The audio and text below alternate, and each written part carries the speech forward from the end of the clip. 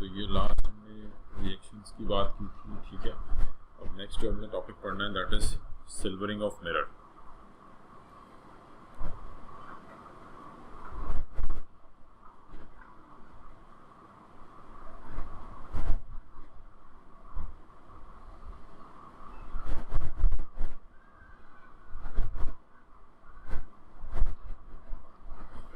ठीक है, ये बेसिकली आप कह लें कि सिल्वरिंग ऑफ मिरर्स जो है ये अगर आपने बेसिकली किसी भी ग्लास की आप कह लें कि एक साइड को रिफ्लेक्टिंग बनाना है, ठीक है, सो दैट वो मिरर के तौर पर जो है वो यूज़ किया जा सके। तो किसी भी ग्लास की किसी एक पर्टिकुलर साइड को आपने जो है वो रिफ्लेक्टिंग कर दिया by coating silver on it. जब आप उसके ऊपर सिल्वर कोट कर देंगे तो वो रिफ्लेक्टिंग हो जाएगा, तो वो इमेज जो है वो हम उसमें देख सकेंगे, ठीक है। तो अब प्रीवियसली जो है ये किस तरह से की जाती थी कि यानी सिल्वरिंग ऑफ मिरर जो है ये एक आप कह लें कि सिल्वर का जो है वो टिन और मरकरी को जो है वो यूज़ किया जाता था। इनिशियली जो है वो मरकरी के एलॉयज़ को जो है वो यूज़ किया जाता था, ठीक है। तो सिल्वरिंग ऑफ मिरर के लिए जो हम पहले यूज़ किया करते थे that was an alloy of mostly जो आपके पास ये जो मरकरी के एलॉयज़ होते हैं, ये ध्यान में रखिएगा कि alloys of mercury are known as amalgam, ठीक है। तो ये टर्म ध्यान में रखें, एमैल्गम्स क्या होते हैं, एमैल्गम्स आर एलॉयज ऑफ मरकरी, ठीक है। तो अब टिन और मरकरी का एलॉय जो है वो यूज होता था और ये पूरा एमैल्गमेशन का जो प्रोसेस था इसके थ्रू जो है वो ग्लास कोटिंग की जाती थी। और ये सिल्वरिंग ऑफ मिरर जो है वो मतलब इनिशियली मिरर्स जो है वो इस तरह से बनाए जाते थे by coating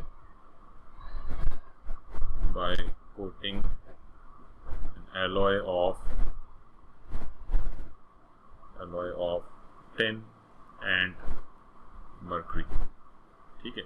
but later on बाद में जब आपने एक रिएक्शन पढ़ा है टॉलेंस रिएजेंट का ऑर्गेनिक केमिस्ट्री में, ठीक है, तो टॉलेंस रिएजेंट में जो है वो यानी आप कह लें कि टॉलेंस टेस्ट कह लें या टॉलेंस रिएजेंट टेस्ट कह लें, उसमें आप क्या करते हैं कि आपने ammoniacal solution of silver nitrate जो है उसमें हम कोई भी aldehyde, basically that was the test for an aldehyde, कि जब आप किसी भी अल्डिहाइड को उसमें ऐड करेंगे, ठीक है, या आप कह लेंगे रिएक्ट करेंगे उसको किसके साथ, टॉलेंस रिएजेंट के साथ which was ammoniacal solution of silver nitrate, तो क्या होगा, अल्डिहाइड ऑक्सीडाइज हो जाएगा, converts into carboxylic acid and in that process जो सिल्वर आइंस मौजूद हैं टॉलेंस रिएजेंट में, जो सिल्वर आइंस मौजूद हैं दे वुड गेट रिड्यूस्ड, ठीक है। बेसिकली एक रिडॉक्स रिएक्शन है, तो वो रिड्यूस हो जाएगा और सिल्वर में convert, and that silver will get deposit on the walls of जो भी टेस्ट ट्यूब है उसके ऊपर डिपॉजिट हो जाएगी एंड वो फिर आपको जो कह लें कि एक मिरर की अपीयरेंस जो है वो देगा, ठीक है।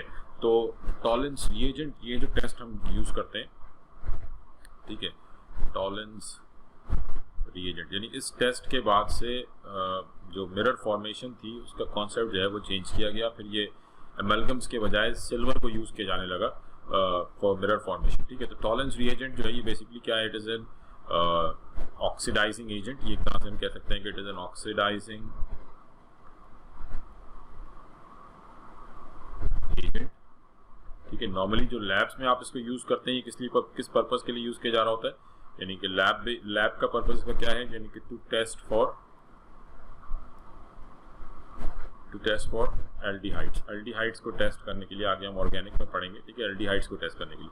But on commercial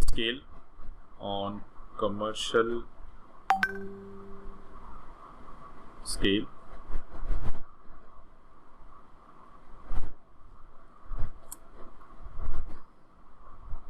it is used to make mirrors, ठीक है जी। मिरर फॉर्मेशन के लिए जो है वो आप इसको यूज कर रहे होते हैं कमर्शियल स्केल के ऊपर। अब किस तरह से किया जाता है, इसमें आपके पास हम डायरेक्ट जो है वो रिएक्शंस को देखते हैं, ठीक है। यानी अब बजाय इसके कि सिल्वर टिन और मरकरी के एमैल्गम्स यूज किए जाएं, अब पहले क्या होता है कि सबसे पहले आपने टॉलेंस रिएजेंट या आप कहेंगे अमोनिकल सोल्यूशन ऑफ सिल्वर जो है वो बनाना है, ठीक है।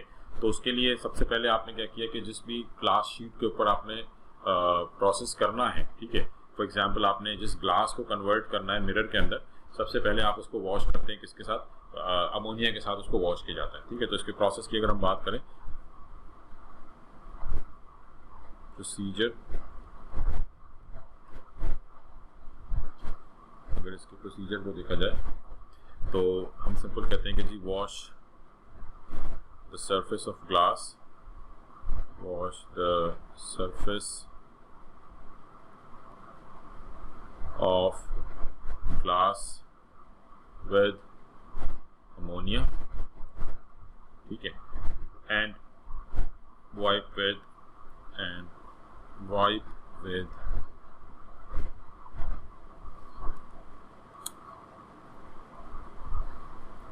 कैमोइस। कैमोइस जो है ये बेसिकली लेदर को बोलते हैं, ठीक है। तो लेदर जो है वो यूज़ करते हैं उसको क्लीन करने के लिए। आपने उसको पहले अमोनिया से अच्छी तरह से जो है वो वॉश किया, फिर उसको क्लीन कर दिया। उसके बाद आपने क्या करना है कि आपने सोल्यूशन बनाना है, ammoniacal solution of silver nitrate जो है वो आपने प्रिपेयर करना है, ठीक है। तो आप सिंपली क्या करेंगे, prepare solution of silver nitrate in distilled water. पहले आपने सिल्वर नाइट्रेट का सोल्यूशन बनाया, ठीक है।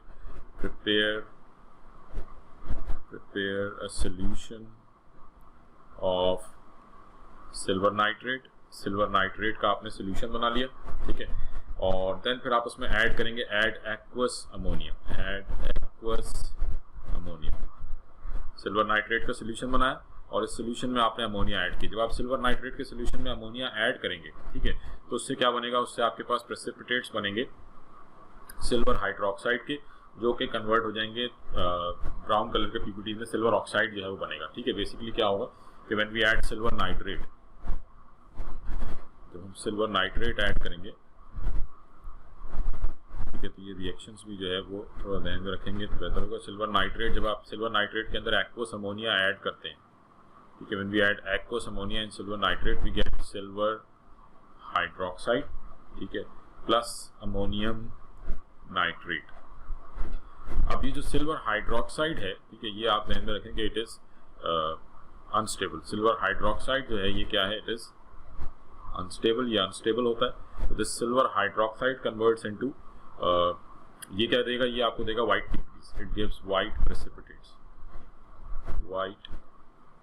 प्रेसिपिटेट्स, ठीक है। एंड दिस सिल्वर हाइड्रोक्साइड ये डिकम्पोज होता है, ठीक है। This silver hydroxide it decomposes, silver hydroxide it decomposes into silver oxide, ठीक है। ये सिल्वर ऑक्साइड में डिकम्पोज होगा प्लस वाटर, ठीक है। तो ये डिकम्पोज होता है और ये सिल्वर, एक मिनट बेटा जरा होता है,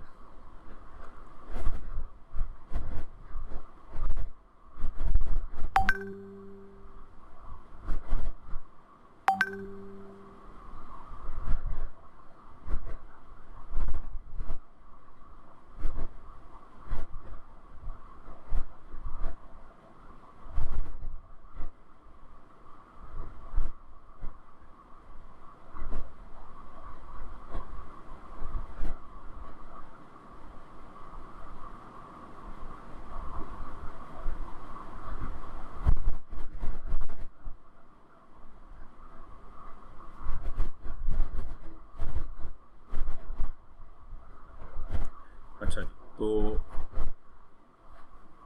ये सिल्वर हाइड्रोक्साइड बना। सिल्वर हाइड्रोक्साइड अनस्टेबल होता है, it breaks down to silver oxide, ठीक है। और ये सिल्वर ऑक्साइड जो है ये समझ लें कि ये this forms red dark brown type की पीपीटीज जो हैं वो इसके बनेंगे, डार्क ब्राउन प्रेसिपिटेट्स, ठीक है जी। और अब इसमें क्या है, नाउ इट इज सॉलिड, यानी आप कह लेंगे ये स्टेबल है, ठीक है। तो ये सॉलिड फॉर्म में बनेगा। और अब आप इसमें क्या करेंगे, add excess ammonia so that the silver oxide gets completely dissolve और इट रीडिसॉल्व्स, ठीक है। तो हम कहते हैं कि ऐड एक्सेस अमोनिया, यानी यहाँ तक आपको जब ब्राउन पीपीटीज मिलेंगे तो फिर आप इसमें और अमोनिया ऐड करेंगे, add excess ammonia so that precipitates of silver oxide redissolves, ठीक है। ये जो पीपीटीज हैं ये रीडिसॉल्व हो जाए, और जब ये रीडिसॉल्व होंगी, ऑन रीडिसॉल्विंग अब क्या होगा कि ये जो आपके पास on redissolving this gives silver oxide Ag2O plus H2O plus excess ammonia आपने इसमें ऐड किया 4NH3, ठीक है। तो दिस गिव्स AgNH3 2OH, ठीक है। तो अब बेसिकली यहाँ पे क्या हो रहा है कि ये आपने जब इसमें एक्सेस अमोनिया ऐड किया है, अब ये जो आपका पार्ट है, दिस पार्ट बेसिकली ये कॉम्प्लेक्स है, दिस इज, यानी आप कह लेंगे this acts as a tolerance reagent. Actual जो अल्डिहाइड वाले जो टेस्ट होते हैं उसमें भी एज अ टॉलरेंस रिएजेंट ये जो आपका पार्ट है, this complex acts as a tolerance reagent. ये ध्यान में रखिएगा कि this complex acts as tolerance reagent, ठीक है। यहाँ पे तो खैर हम इसको एज अ टॉलरेंस रिएजेंट नहीं यूज कर रहे, बट बेसिकली यहीं पे यानी आपका अब सिल्वर के ऊपर चार्ज क्या आ चुका है, इस वक्त सिल्वर के ऊपर चार्ज है +1, क्योंकि ये -1 है, अमोनिया पे 0 चार्ज है, तो ये +1 चार्ज होगा, ठीक है। तो this complex will act as a, आप कह लें कि इसके थ्रू ही जो है वो आप ग्लास के ऊपर सिल्वर कोटिंग करेंगे, और ऑर्गेनिक केमिस्ट्री में जब आप टेस्ट करेंगे तो यही कॉम्प्लेक्स आइन जो है this would act as an tolerance reagent, ठीक है। तो ये आपका काम करेगा द टॉलरेंस। तो यहाँ तक आपके पास ये सोल्यूशन बन गया, ठीक है। अब आपने क्या करना है, ये सोल्यूशन बन गया, देन उसके बाद नेक्स्ट पार्ट आपने क्या करना होगा, इस सोल्यूशन को बनाने के बाद अब आप इसमें ऐड करेंगे ग्लूकोज, ठीक है। याद करें जैसे हम टॉलरेंस रिएजेंट में अल्डिहाइड ऐड करते हैं, ठीक है। यहाँ पे आपने क्या करना है कि या तो आपने पहले जिस सरफेस के ऊपर, लेट से कि मेरे पास ये सरफेस है, जिस सरफेस के ऊपर मैंने, लेट से ये ग्लास है, सपोज हम कहते हैं कि जी ये ग्लास है,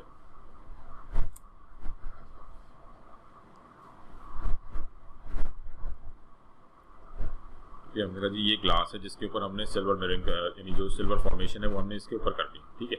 तो अब या तो आप डायरेक्ट जो है जो आपने सोल्यूशन बनाया है अमोनिकल सोल्यूशन, आपने ये अमोनिकल सोल्यूशन जो है वो इसके ऊपर मतलब इसके ऊपर आपने गिरा दिया और इसको फैला दिया इस पूरी सरफेस के ऊपर, ठीक है।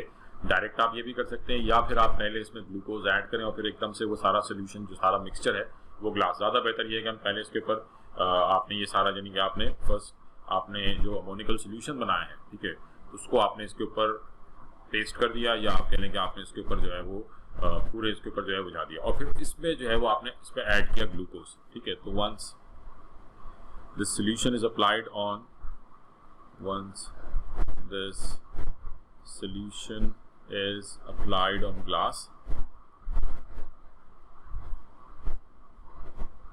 then add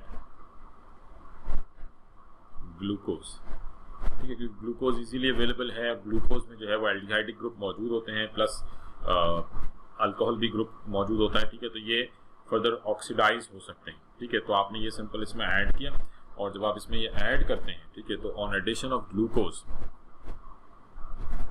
तो आपने जब इस पर ग्लूकोज ऐड किया तो लेट से ये हमारे पास ग्लूकोज है CH2OH CHOH4 CHO, ठीक है, ये ग्लूकोज है, प्लस इसको आप रिएक्ट कर रहे हैं विद दिस AgNH3 प्लस, मैं सिर्फ ये कॉम्प्लेक्स शो कर रहा हूँ, ठीक है। तो अब ये कॉम्प्लेक्स क्या करेगा, ये इसको ऑक्सीडाइज कर देगा, ठीक है। This get oxidise, this converts into CH2OH and this aldehydic group converts into carboxylic acid, plus we get silver from here, यहाँ से आपको मिल जाएगा सिल्वर। तो this silver will get deposit on this whole surface, और यहाँ से ये जो पूरा प्रोसेस है ये कहलाएगा सिल्वरिंग ऑफ मिरर। तो यानी कि ये जो सिल्वर है, जिस तरह से ग्लास ट्यूब पे सिल्वर की डिपोजिशन हो जाती है, इसी तरीके से मिरर के ऊपर भी जो है, यानी this silver will be deposited on the mirror, this reduced silver, क्योंकि सिल्वर रिड्यूस हो गया, तो this reduced silver will be deposited on mirror, ठीक है जी। तो आई होप ये बात समझ में आ गई। बेसिकली ये रिडॉक्स रिएक्शन है, आपने पहले प्रिपेयर किया सोल्यूशन, देन फिर आपने उसको ग्लास के ऊपर कोट कर दिया, ग्लूकोज ऐड किया, ग्लूकोज जो है वो रिड्यूस कर देगा सिल्वर आयन को इनटू सिल्वर मेटल, और silver will get deposit on the glass surface. तो आई होप ये क्लियर होगी होगी बात सबको। जी बेटा, इसमें कोई कंफ्यूजन किसी को? सिल्वरिंग ऑफ मिरर क्लियर है सबको किस तरह से होगी? जी, यहाँ तक बात सबको क्लियर है?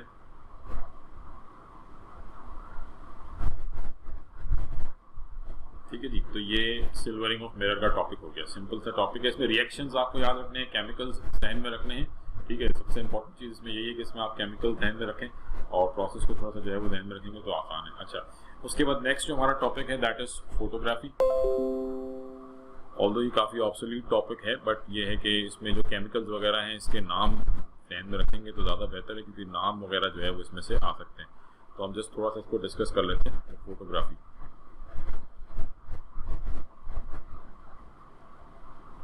ठीक है जी, तो ये जो टेक्निक हम यहाँ पे पढ़ रहे हैं फोटोग्राफी की, ऑल्दो ये बहुत पुरानी टेक्निक है, शायद आप में से मुझे नहीं पता कि कोई जिस टाइम पे ये टेक्निक यूज़ होती थी वो टेक्निक पे मेरा नहीं ख्याल कि आप में से किसी ने सही तरीके से किसी को याद होगा कि इस किस्म की जो है वो फोटो, कि अब तो खैर बहुत ज़्यादा जो है वो चेंज हो चुकी है। ठीक है, तो ये बेसिकली ब्लैक एंड, जो आपकी बुक के अंदर जो प्रोसेस डिस्कस किया गया है, ये ब्लैक एंड वाइट फिल्म्स जिस टाइम पे बनती थी, ठीक है, तो उस टाइम पे आप कह लेंगे बिल्कुल स्टार्ट की बेसिक जो, क्योंकि बेसिकली वो कैमरा होता था, कैमरे के अंदर रील होता था। ठीक है, तो वो क्या नाम है, रील जो है वो आपने एक्सपोज किया, यानी वो उसके आगे शटर होता था, जैसे ही शटर ओपन हुआ तो वो जो रील है वो एक्सपोज, अब उसमें यानी कि आप कह लें कि उसमें रील में आपके पास कोई 36 इस तरह से पिक्चर होती थी। ठीक है, तो आपने जैसे रील को एक्सपोज किया फॉर माइक्रो सेकेंड्स, तो वो जो भी इमेज था वो उस पर डिपॉजिट हो जाता था। वो कैसे होता था वो भी हम देख लेंगे। ठीक है, वो उस पर डिपॉजिट हो जाता था, फिर उसको जो है वो लेके जाया जाता था किसी भी फोटोग्राफर के पास, जो फिर उसको आप कह लेंगे उसको प्रिंट करके, एक तरह से हम कह सकते हैं, या बेसिकली उसको कहते थे डेवलप करना, तो वो उसको डेवलप करता था, यानी वो रील आप निकाल के दे देते थे फोटोग्राफर को, और वो फिर, क्योंकि हर बंदा जो है वो घर पे उसको डेवलप नहीं कर सकता था। ठीक है, उसके लिए खास केमिकल्स रिक्वायर्ड होते थे। तो आपको याद होगा पहले जो है इस तरह से शॉप्स वगैरह हुआ करती थी, कोडैक की, फ्यूजी फिल्म की। ठीक है, अब तो खैर वो टोटल कॉन्सेप्ट ही चेंज हो गया फोटोग्राफी का। तो वो फिर रील जो है वो उनको दी जाती थी, फिर वो उस रील को वो नेगेटिव्स कहलाते थे, पहले वो नेगेटिव्स बनाते थे उसमें से। ठीक है, वो नेगेटिव फॉर्मेशन होती थी, देन फिर उस नेगेटिव को जो है वो फिर वो आपको दिखा के देख लें कि ये इतनी सही है इतनी ख़राब है, तो जो सही नेगेटिव्स होते थे उनके फिर पॉजिटिव प्रिंट बनाए जाते थे कलर्ड में।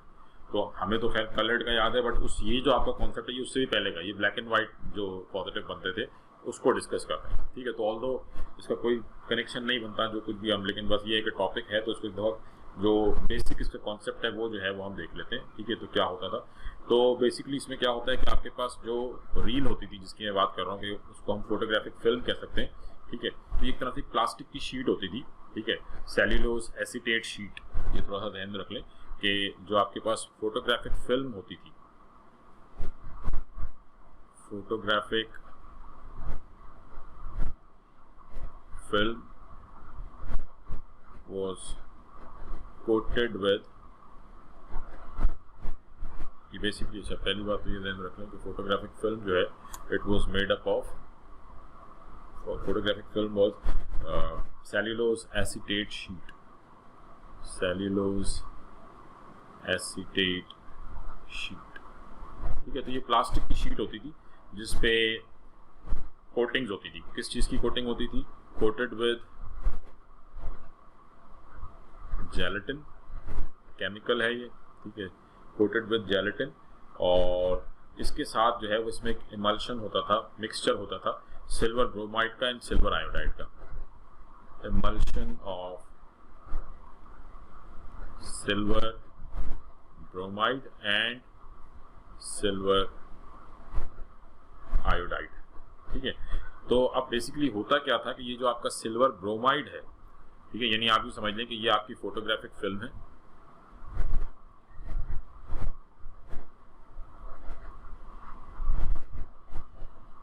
यूँ समझें कि ये फोटोग्राफिक फिल्म, ठीक है। अब ये जो फोटोग्राफिक फिल्म है, this photographic film was coated with gelatin and silver bromide and silver iodide के साथ ये कोट, यानी वो जो मैं आपसे बात कर रहा हूँ, जो रील होती थी उसके अंदर वो पूरी जो आपने देखा होगा ब्लैक सा एक पूरा पेपर होता था प्लास्टिक का। ठीक है, तो ये प्लास्टिक की sheet, it is coated with silver bromide, iodide and gelatin. ठीक है, अब इसमें ये जो सिल्वर आप कह लेंगे जो सिल्वर ब्रोमाइड है, ठीक है, this silver bromide is sensitive to light. ये जो है ये बेसिकली फोटो केमिकल है। ठीक है, सिल्वर ब्रोमाइड जो है इट वाज फोटो केमिकल, ये फोटो केमिकल होता है। ठीक है, तो हम कहते हैं कि silver bromide is photo chemical substance, यानी बेसिकली जब आप इसके ऊपर लाइट एक्सपोज करेंगे, इसको एक्सपोज करेंगे लाइट पर, तो ये डीकम्पोज होता है। ठीक है, it get decompose when expose to light, it get decomposed when exposed to light में एक्सपोज करते थे तो ये डीकम्पोज हो जाता था। ठीक है, सिल्वर में और ब्रोमीन। ठीक है, अच्छा, इसी तरीके से सिल्वर आयोडाइड भी जो है वो स्लाइटली फोटोकेमिकल होता है, बट मेनली सिल्वर ब्रोमाइड। ठीक है, ये ज़्यादा होता है।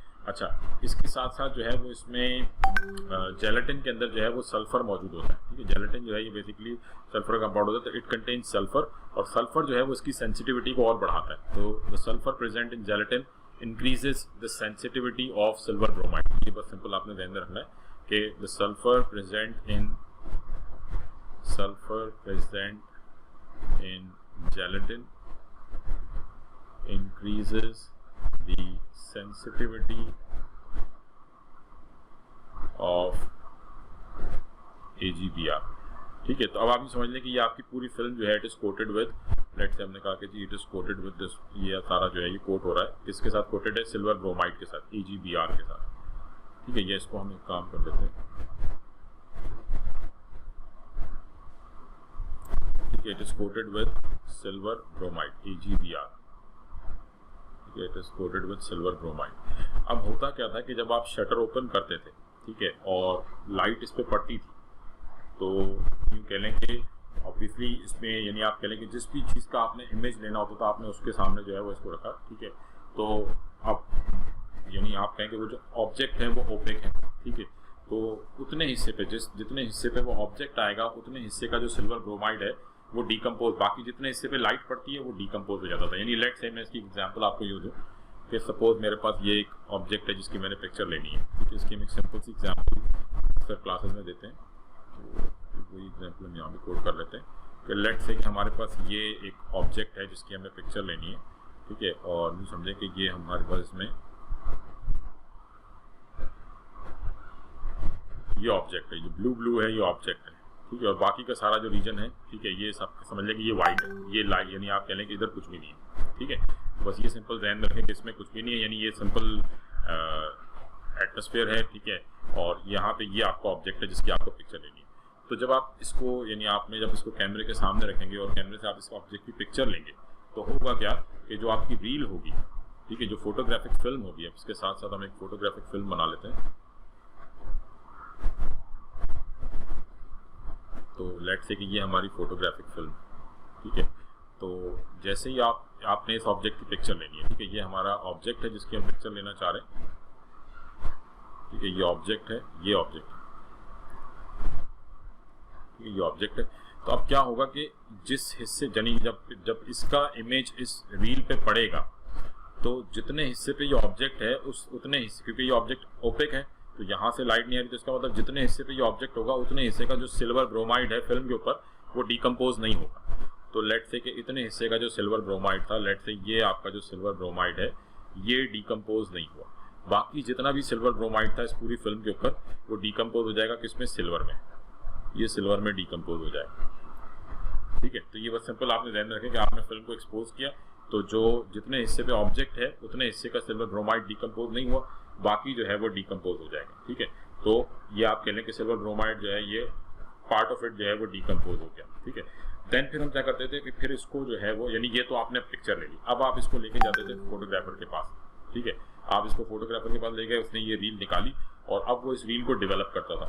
अब वो कैसे डेवलप करेगा, वो इसको ट्रीट करेगा विद ऑर्गेनिक रिड्यूसिंग एजेंट्स, ठीक है। Now this reel is treated with, आप कह लें कि ये अब डेवलप, यहाँ से डेवलपिंग का जो है वो प्रोसेस स्टार्ट होता है, ठीक है। तो दिस रील इज डेवलप्ड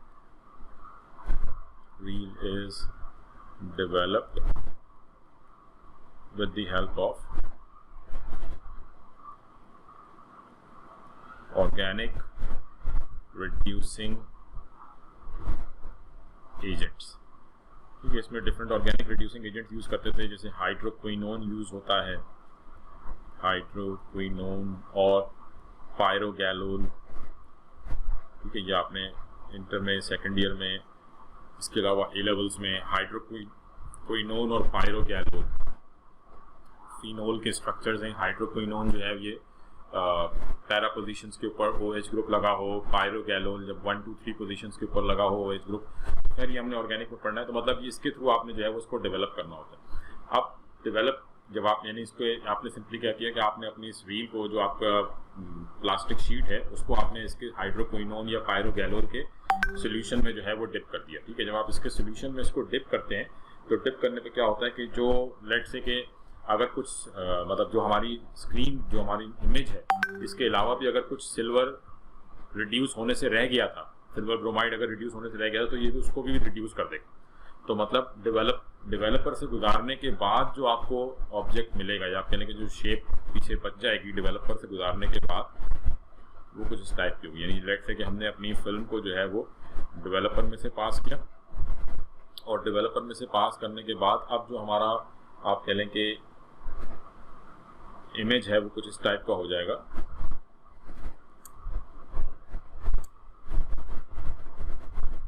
कि जो पार्ट एक्सपोज नहीं हुआ वो तो कह लें कि अभी भी वैसा ही रहा सिल्वर ब्रोमाइड, इसको कोई फ़र्क नहीं पड़ेगा डेवलपर से गुजरने के बाद।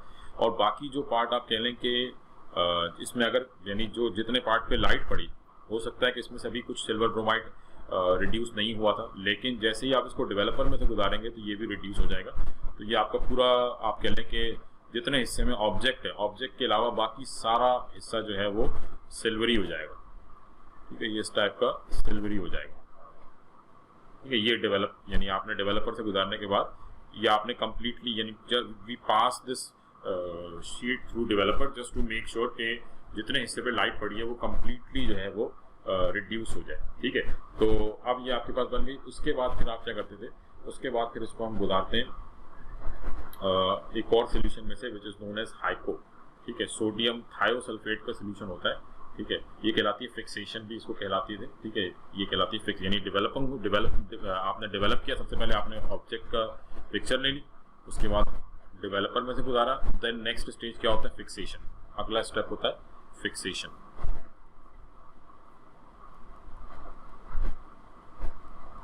फिक्सेशन में क्या किया जाता है कि pass this solution through sodium thiosulphate. Sodium thio यानी ये जो आपकी फिल्म है, इस फिल्म को सोडियम थायोसल्फेट पे से गुजारते हैं, एक सॉल्यूशन बनाते हैं सोडियम थायोसल्फेट का, which is known as hypo. ठीक है, the film is dipped in hypo. Hypo क्या है, सोडियम थायोसल्फेट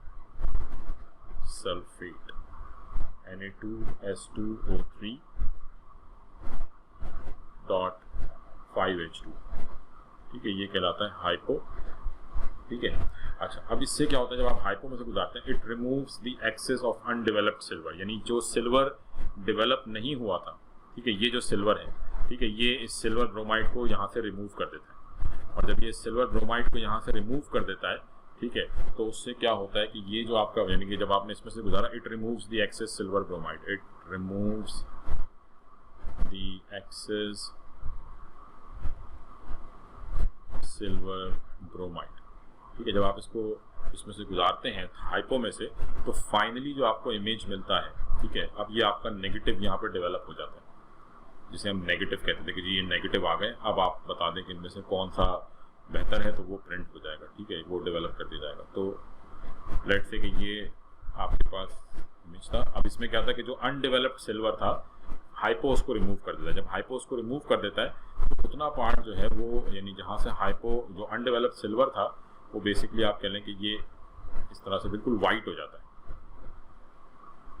ठीक है, हाइपो में से गुजरने के बाद जो अनडेवलप्ड सिल्वर ब्रोमाइड था वो रिमूव हो जाता है, और वो पार्ट बिल्कुल वाइट हो जाता है, और बाकी का जो पार्ट है जहाँ पे सिल्वर मौजूद था वो बिल्कुल आप कह लें कि ब्लैक हो जाता है। यानी सिल्वर जो है वो ऑक्सीडाइज होकर और वो बिल्कुल ब्लैक हो जाता है। ठीक है, तो ये बिल्कुल ब्लैक सिल्वर ऑक्साइड जो है वो तरह से, अक्सर आपने देखा होगा जब हम टॉलेंस रिएजेंट के साथ रिएक्शन करते थे तो अक्सर बजाय सिल्वर फॉर्मेशन के बिल्कुल वो ब्लैक हो जाता है। तो ये सेम इस टाइप का जो है वो आप कह लें कि बिल्कुल ब्लैक हो जाएगा। अब अगर आप इसमें देखें, ठीक है, यहाँ तक ये now this is our negative. अब इसको नेगेटिव क्यों कहते थे? इसको नेगेटिव इसलिए कहते थे क्योंकि अगर आप असल इमेज देखें तो असल इमेज में क्या था, ये अब खैर मेरी तो स्क्रीन बिल्कुल वाइट है और ब्लैक है पीछे से, वरना असल इमेज में क्या था कि ये आपका ऑब्जेक्ट था, ठीक है, जो कि ब्लैक था, और अब ये ब्लैक एंड वाइट फोटोग्राफ है। ठीक है, तो ये ध्यान रखेंगे ये आपका ऑब्जेक्ट था और बाकी ये सारा रीजन वाइट था। बाकी का सारा रीजन जो है वो क्या था, ये बाकी का सारा रीजन वाइट था। ये एक्चुअल जो पिक्चर थी उसमें ये सारा रीजन वाइट था। ठीक है, और ये हिस्सा जो है यहाँ पे ऑब्जेक्ट था तो ये ब्लैक नजर आ रहा था। और जो आपने नेगेटिव डेवलप किया है, नेगेटिव में जहाँ पे एक्चुअल इमेज में ब्लैक है वहाँ पे नेगेटिव में वहाँ पे वाइट हो चुका है, और जहाँ पे एक्चुअल इमेज में वाइट है नेगेटिव में उस पर black, that's why we are calling it negative, यानी बिल्कुल उल्टा इमेज बना है ये। बिल्कुल अगर आपको याद हो, आपने कभी नेगेटिव्स देखे हो, तो वो एक्चुअल पिक्चर का बिल्कुल ऑपोजिट जो है वो बनते थे, ठीक है। तो इस that's why we are calling it negative. जी, यहाँ तक बात समझ में आ गई है सबको? इसमें किसी को कोई कंफ्यूजन? ये सारे केमिकल्स वगैरह ध्यान में रखने कि कौन सा केमिकल किस काम आ रहा है, ठीक है। ये पूरा प्रोसेस मैंने आपको डिटेल से जो है वो एक्सप्लेन किया। जी, इसमें किसी को कोई कंफ्यूजन? समझ में आ गई ये बात, किस तरह से फोटोग्राफी जो है वो की जा रही होती थी, ठीक है जी। जी बेटा, सबको क्लियर है ये? तो मतलब वो जो पूरा प्रोसेस होता था नेगेटिव बनाने का, वो सारा जो है वो इस तरह जाता था, मतलब एंड में जो आपको इमेज मिलता था वो बिल्कुल ऑपोजिट होता था। अब अगर आपने मतलब आप फाइनली जो है वो इसको दिखाते थे जिनकी पिक्चर होती थी, और वो फिर अप्रूव करते थे कि हाँ जी ये पिक्चर सही है, तो फिर उसको क्या करते थे, फिर उसको दोबारा जो है वो पूरे प्रोसेस से, अब आपने इससे अगर इमेज बनानी है, यानी जो आपने अगर इसको पेपर के ऊपर फोटोग्राफ अगर लानी है, तो फिर क्या किया जाता था, ये पूरा प्रोसेस दोबारा से रिपीट होगा। नेगेटिव बन गया, अब आपको पॉजिटिव बनाना है, तो पूरा प्रोसेस दोबारा रिपीट होगा। दैट्स व्हाई नेगेटिव का पॉजिटिव, नेगेटिव का नेगेटिव बनाएंगे तो वो एक्चुअल पिक्चर आ जाएगी। ये आपका नेगेटिव है। अब अगर आप इसका नेगेटिव बनाएंगे, अब जो नेगेटिव बनेगा वो प्लास्टिक की शीट पे नहीं बनेगा, वो अब व्हाइट कार्ड शीट पे बनता था। कार्ड शीट पे बनेगा तो वो आपको पिक्चर जो है वो कलर्ड में भी सेम इसी तरीके से होगा, और ब्लैक एंड व्हाइट में भी। तो मतलब हम क्या करते थे, नेगेटिव का नेगेटिव बनाएंगे आगे, यानी अब आपने इस नेगेटिव को दोबारा से जो है वो ट्रीट करेंगे हाइड्रोक्विनोन से, पायरोगैलोल से, डेवलपमेंट होगी, ठीक है। लेकिन वो सब कुछ किस पे होगा, अब वो व्हाइट शीट के ऊपर होगा, तो वो आपको जो है वो पॉजिटिव मिल जाएगा। तो बस ये सिंपल आपको ध्यान में रखना है, ठीक है। तो नेगेटिव का नेगेटिव जब बनेगा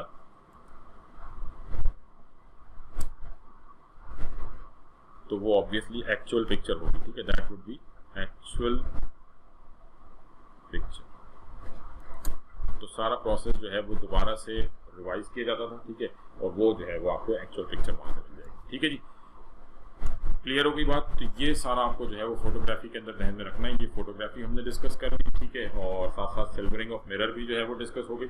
उसके बाद लास्ट जो इस चैप्टर में टॉपिक है दैट इज टिन प्लेटिंग, ठीक है। टिन प्लेटिंग जो है ये आपने किसी भी बेस मेटल के ऊपर टिन की कोटिंग करनी है तो ये टिन प्लेटिंग कहलाएगी, ठीक है। डिफरेंट इसके पर्पजेज हो सकते हैं, बर्तनों वगैरह पे की जाती है, ठीक है।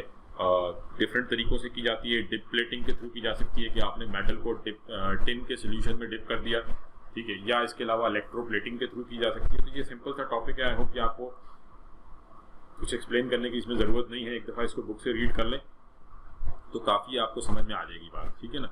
तो ये हमारा ये समझे कि ट्रांजिशन मेटल्स का डी ब्लॉक का जो चैप्टर था ये हमने कंप्लीट कर लिया, ठीक है। तो इनऑर्गेनिक सेक्शन जो है ये हमारा कंप्लीट हो गया, ठीक है। मेन जो आप कह लेंगे जो ज़रा थोड़ा थका देने वाला टॉपिक था, जो असल जो हमारा जो कह लेंगे इसमें हमारी जान लग रही, वो हमने जो है वो कंप्लीट कर लिया, ठीक है। तो असल जो थका देने वाला पार्ट था वो तो कंप्लीट कर लिया। अब जो इसके बाद वाला पार्ट है ऑर्गेनिक और बायोकेमिस्ट्री, तो वो मैं नहीं समझता कि आप लोगों के लिए इतनी मुश्किल होगी बायो वालों के लिए, ठीक है। तो काफ़ी सारी चीज़ें आपने पढ़ी हुई हैं, जस्ट हमने ज़रा उसको एक तरह से रिकॉल करना है, ठीक है। तो वो इतना मुश्किल नहीं है। जो मुश्किल वाला पार्ट था वो हमने सेकेंड ईयर केमिस्ट्री में से गुजार लिया है, ठीक है। तो यहाँ तक हमने इसको कंप्लीट कर लिया, ठीक है। नेक्स्ट हम स्टार्ट कर लेते हैं ऑर्गेनिक सेक्शन अपना, ठीक है।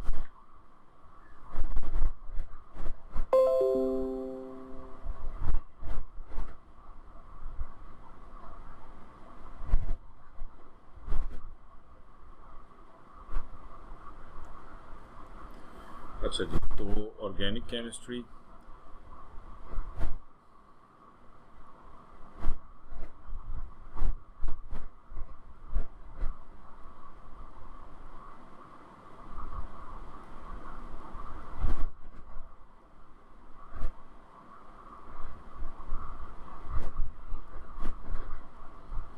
अब इसमें सबसे पहली चीज़ तो जो आप ध्यान में रखें, ठीक है, कि आपके पास क्योंकि पहला चैप्टर हमारा इंट्रोडक्शन वाला है, ठीक है।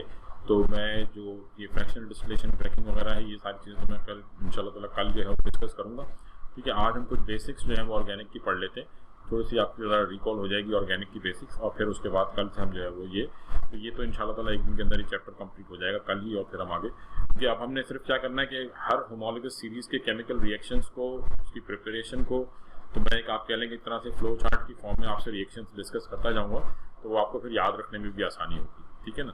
तो चलें अभी तो हम कुछ बेसिक्स देख लेते हैं। ऑर्गेनिक केमिस्ट्री, ये तो आप सबको मालूम है कि ऑर्गेनिक केमिस्ट्री क्या है। Study of carbon containing compound except for some compound, for example carbon dioxide, carbon monoxide, ठीक है, या कार्बोनेट्स हैं या मेटल कार्बोनेट्स हैं या मेटल हाइड्रोजन कार्बोनेट्स हैं, तो इनमें कार्बन मौजूद है बट हम इनको ऑर्गेनिक कंपाउंड कंसिडर नहीं करते ड्यू टू देयर ओरिजिन और due to their attachment with metals, हम इनको ऑर्गेनिक कंसिडर नहीं करते, ठीक है। इनके अलावा जितने भी कार्बन कंटेनिंग कंपाउंड्स हैं वो सब के सब क्या कहलाते हैं, those are all organic compound, ये सब ऑर्गेनिक कंपाउंड्स कहलाते हैं, ठीक है।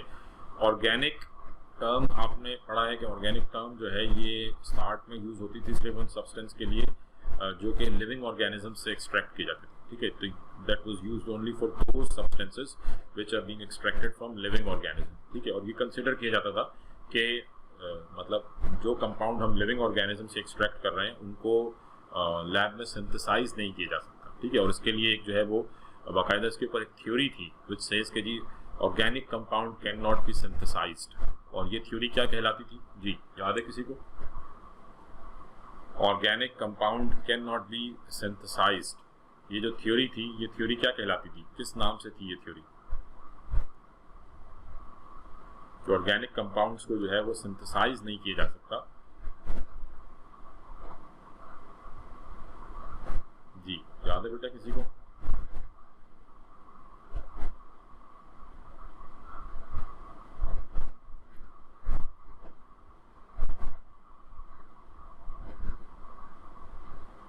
वाइटल फोर्स थ्योरी, ठीक है जी। वाइटल फोर्स थ्योरी जो है वो ये कहती थी कि organic compounds can not be synthesised, तो मतलब आप ये कह लें कि before the synthesis of first organic compound which was in 1828 by Mark Wohler, ठीक है, there was a theory known as vital force theory, and according to this theory organic compounds cannot be synthesized, organic compounds cannot be synthesized, ठीक है, because according to this theory के organic compounds जो है इनके लिए कुछ vital force required है जो कि ह्यूमंस पोजेस नहीं करते, that's why they can not be synthesize, यानी ये आप बना नहीं सकते, सिर्फ आप नेचुरल सोर्सेज से एक्सट्रैक्ट कर सकते हैं, खुद से बना नहीं सकते, लैब में इनको प्रिपेयर नहीं कर सकते, ठीक है, किसी इनऑर्गेनिक को ऑर्गेनिक कंपाउंड में कन्वर्ट नहीं कर सकते, that was vital force theory, ये ओल्ड कॉन्सेप्ट था, ठीक है। तो फिर उसके बाद इन 1828 मार्क वॉलर जो है जर्मन केमिस्ट था जिसने अमोनियम साइनेट को, ठीक है, ammonium cyanate is a pure inorganic compound, ये बेसिकली आप कह लें कि रॉक है अमोनियम साइनेट, अमोनियम साइनेट को इसने हीट किया, ठीक है,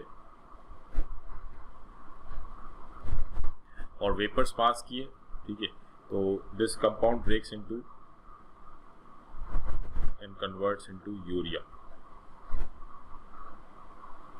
ठीक है, this is a pure organic compound urea. This was the first time in 1828 Mark Waller.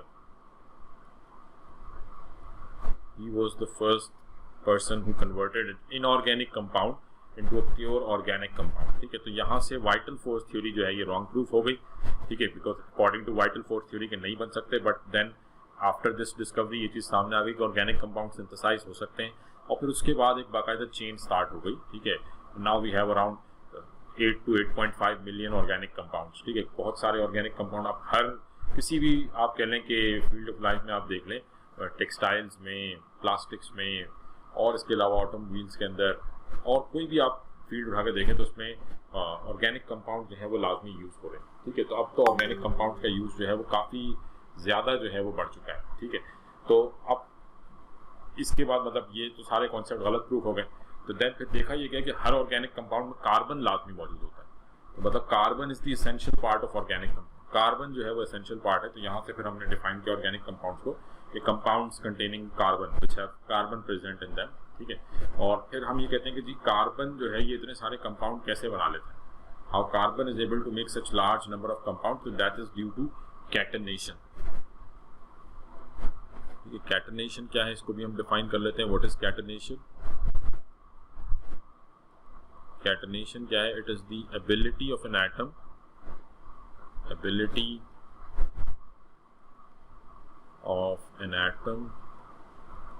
to attach itself other like atoms through strong covalent bonds.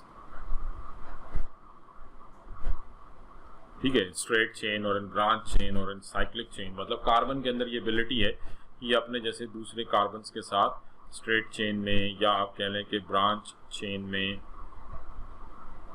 ठीक है, या फिर साइक्लिक चेन में ये अटैच होता चला जाता है। ठीक है, तो this ability is known as catenation. दूसरे एटम्स भी कैटेनेशन पोजेस करते हैं, बट उसमें क्या होता है कि एक सर्टेन लिमिट के बाद टूटना शुरू हो जाता है। कार्बन के अंदर ये रेंज बहुत ज़्यादा है। ठीक है, तो कार्बन जो बॉन्ड स्ट्रेंथ है ये काफ़ी ज़्यादा है, ये स्ट्रॉन्ग बॉन्ड्स हैं। ठीक है, जिसकी वजह से ये इतनी आसानी से टूटती नहीं है। तो due to this ability, due to catenation, carbon is able to make such large number of compounds. ठीक है जी, क्लियर होगी बेटा यहाँ तक बात? इसमें किसी को कोई कंफ्यूजन?